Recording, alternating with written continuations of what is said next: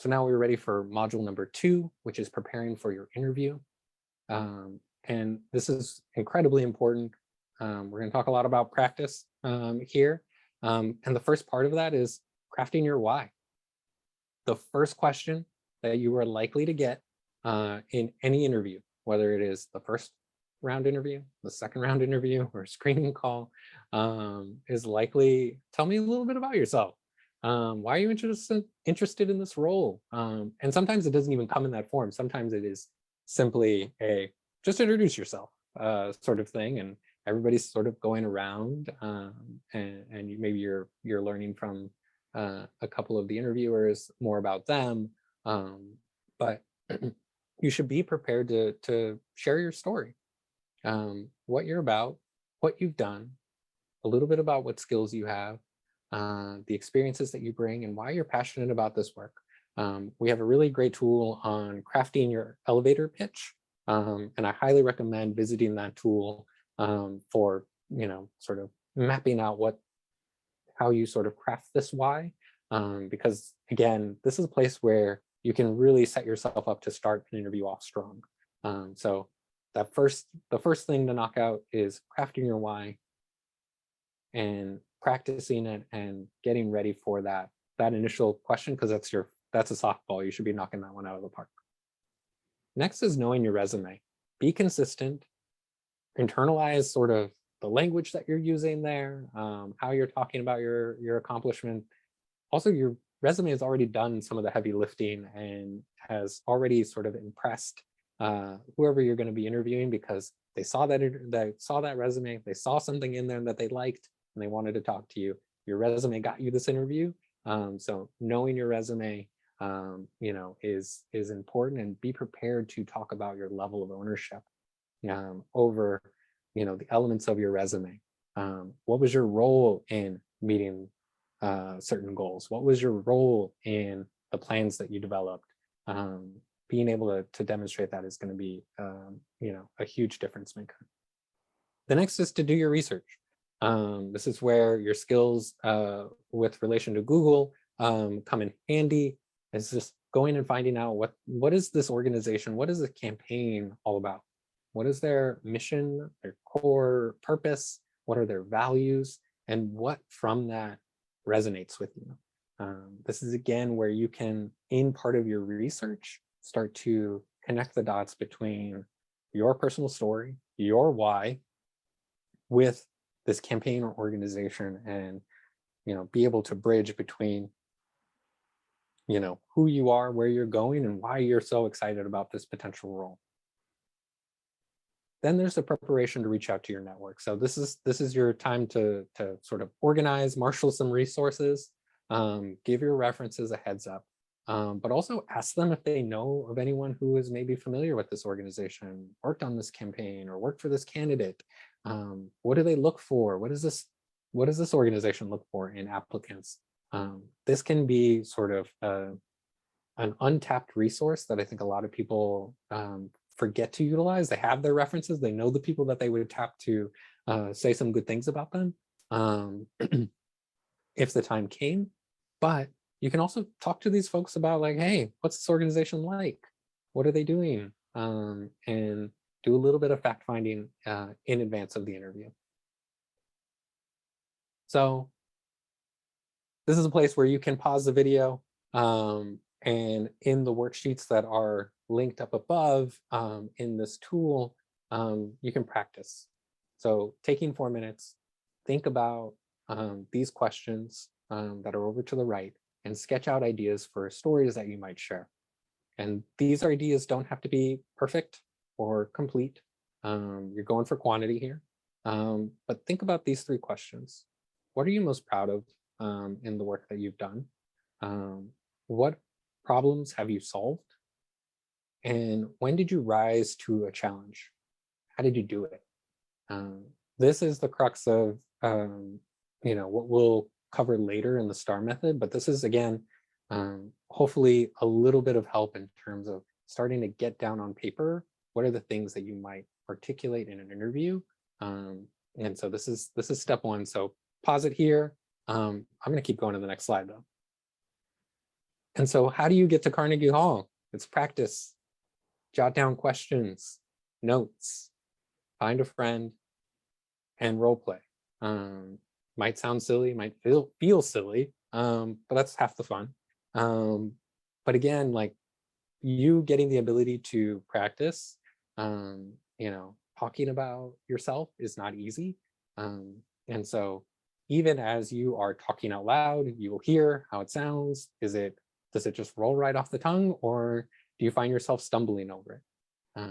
This is where practice comes in, and being able to find those words with ease, being able to slow down and be relaxed, get some feedback from another perspective can be huge. And so practice, practice, practice.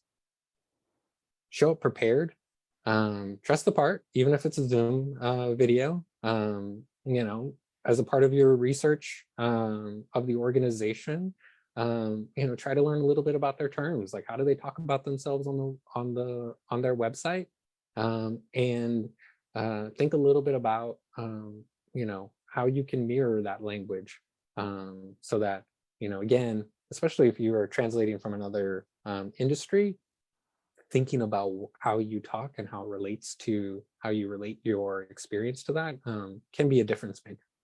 And then just like basics, like have your pen and notebook handy, jot down a note to yourself. It could be a word of encouragement, or it could be like, ooh, I don't want to forget to highlight this point based off of what this person just said. Also have your resume handy. It's very easy, and I have multiple screens set up here. It's very easy to think, oh, I can just have it up here on another screen. Or if you don't have multiple screens, maybe it's like all in this tiny screen, and you got hundreds of tabs open over here, and now you're like clicking around, getting lost.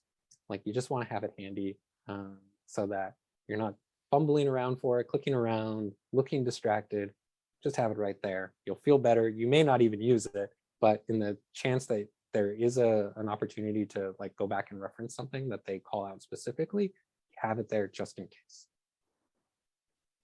Now, there are three different types of interviews, three different types of questions that you may get in an interview. The first is really simple, qualifications. This may be sort of checking the box, confirming what's maybe already on the resume, but these may be things that are very crucial to the role, so they want to double check and make sure they have a good understanding of what you're bringing to the table. But these are requirements that, again, are very strong preferences for the role. And an example of this may be related to systems, like, do you have experience using Van or Salesforce? Maybe this is a tool that they very commonly use, and they want to make sure whoever's stepping into this role knows that. Would you be willing and able to travel for this role? Maybe this is something that will require a lot of driving. And so again, they're just trying to check these boxes along the way, like, okay, very straightforward questions. The next is situational. Now, these are sort of proposed hypothetical scenarios. They closely align with what might come up in this role. An example of this might be, an operations role requires you to handle changes rapidly. Say there's a print order that's coming in late for a big event on Saturday. What are the steps or what steps can you take to either get the order filled or figure out a plan B?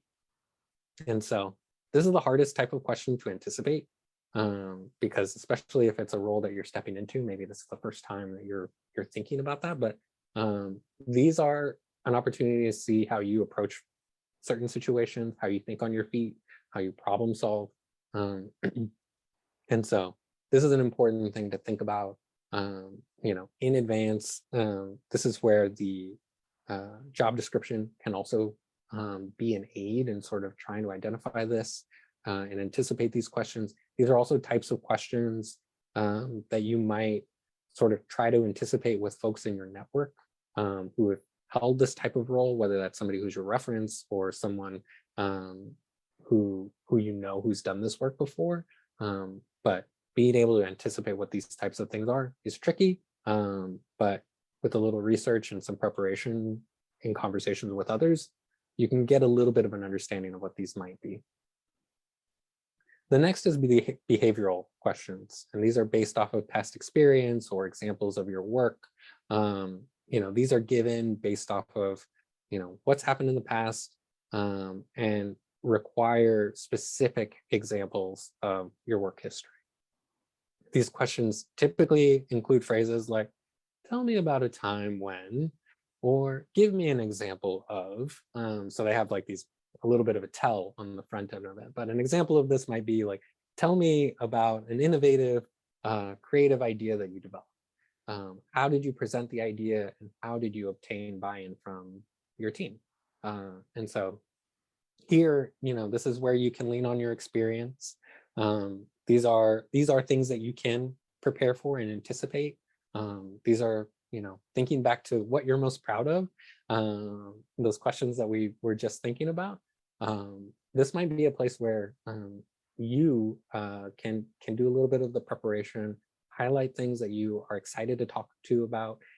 This is one of my favorite places. Like when someone really knocks this out of the park, they light up talking about this time that they developed something new, or solved a particular sticky challenge. So that enthusiasm coming from sort of the preparation and practice you do around these can again be another difference maker in your interview. The next is to time your answers appropriately. Oftentimes, interviewers will have a set number of questions that they're trying to get through for everyone. So they're asking everyone the same questions to, again, try to have an apples to apples comparison.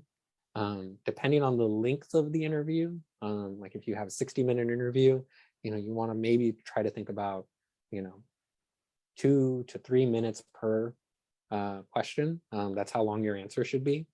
Try not to run too far over that, but also on the flip side, don't go too far under that. Speedy interviews is not always the best thing. And so taking your time with answers, but being concise and, sort of thoughtful about your words so that you don't go over that 2-3 minute mark to get to the next question. And then stay curious, always have questions ready. And again, back to that point of making sure that you're showing interest and preparing yourself for being able to have all the information that you need to be able to make a decision that you feel confident in. We want you to have a confident yes when and if you get that offer. So have those questions ready. And finally, follow up. Send a thank you note. This demonstrates that you're serious. Also gives you an opportunity to address anything that you may have forgotten. I know this has happened to me personally, where sort of post-interview, I had that light bulb go off that I was hoping would have gone off during the interview. This is your opportunity to just like drop in a note of like, hey, I was also thinking about this. And so the thank you and that follow-up are really key and can be a difference maker. Even if the hiring manager is someone who's like has a super busy schedule, that is something that they notice, and it is appreciated. And so think about what that follow-up might be. And again, even if it's as just simple as, I really appreciated the time talking to you. That's again another way that you can sort of stick in the memory of who you interviewed with, and it goes a long way. And so next up, we are going to talk about the STAR method. And so you can check out the tools here in the toolbox and the guides associated with this, but we're going to jumpstart your preparation. We're going to talk more about the STAR method. I highly encourage viewing that module. To me, it is the difference maker between a really good interview and a great